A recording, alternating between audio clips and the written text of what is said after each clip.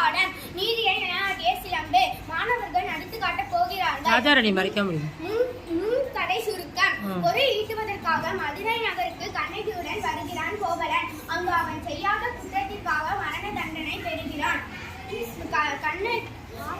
ஆராயாமல் தீர்ப்பு அளித்ததாக அரசர் மீது குற்றம் சாட்டும் கண்ணகி தனது கால் சிலம்பை கொண்டு தன் கணவன் கல்வன் இல்லை என்பதை உணர்த்துகிறார். அரசருக்கும் கண்ணகிக்கும் நடக்கும் உரையாடலை இந்த பாடமாக அமைந்துள்ளது. பாருங்களே.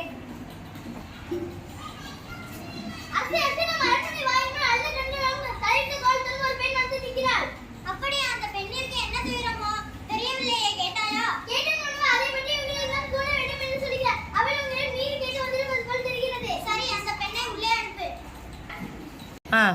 ஆந்திரர்களும் சான்றாருக்கும் நிறைந்திருக்கும் அவையிலே நடுநாயகமாய் மன்னர் வீட்டிற்க கண்ணகி வருகிறாள்.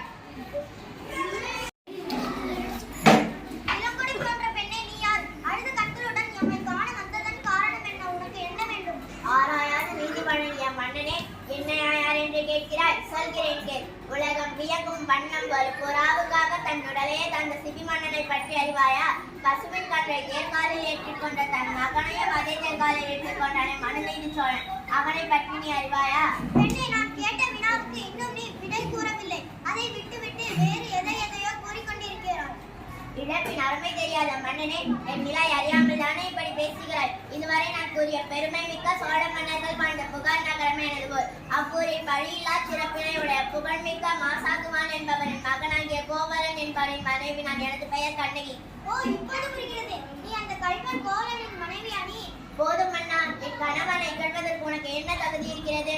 ஊழ்வினை பயனால் உனது ஊருக்கு வந்து எனது கால் சிலம்பை விற்க வந்த என் கணவனை அநியாயமாக கொண்டு விட்டாயே, நீ செய்தது தகுமா? பெண்ணை போதும் நிறுத்து. கல்வனை கொள்வது கொடுங்கோலன்று. அஃது ஏற்புடையதே, அஃது அறிஞரையும் ஆகும். இதை அனைவரும் அறிவார்களே, உனக்கு தெரியாதா என்ன? அறநெறி தவறிய மன்னனே, தவறிழைத்தவர்களை தண்டித்தல் அறம் என்பதில் நானும் அறிவேன். ஆனால் நீ கூறுவது போல என் கணவன் கல்வன் அல்ல. அவனிடம் இருந்த சிலம்பு அரசிங்குரிய சிலம்பன்று. அச்சிலம்பு என்னுடையது. அதன் இணை சிலம்பு இதோ என்னிடம் உள்ளது. எனது கால் சிலம்பின் பரல் மாணிக்க கற்களால் ஆனது. பெண்ணே, நீ சொல்வது உண்மை என்று? அரசருக்குரிய சிலம்பின் பரல் முத்துக்களால் ஆனது. நீதி தவறாதவன் என்று போற்றப்படும் மன்னனே, ஒரு தவறும் செய்யாத என் கணவனை கொன்றது உனது அறநெறிக்கு இழுக்கு என்று இதோ வைக்கிறேன். இங்கே பார். சிலம்பை பெற்ற மன்னர் அதை கண்ணகியிடம் கொடுக்கிறார்.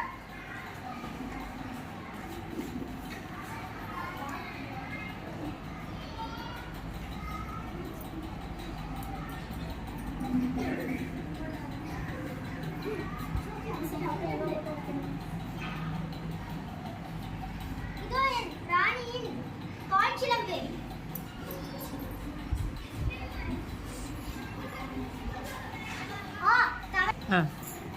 தவறிழைத்து விட்டேனே, பிறர் சொல்லிட்டு பெரும்பிழை செய்தேனே.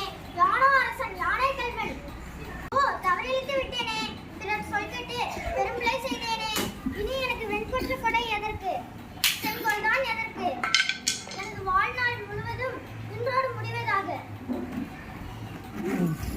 அரசே, நீ இல்லாத உலகத்தில் நான் எப்படி? பாண்டிய மன்னர் தாம் வழங்கிய தவறான தீர்ப்பால் அஞ்சு அரியணையில் இருந்து தரை மீது கீழே விழுந்து இறந்து தடுகிறார்.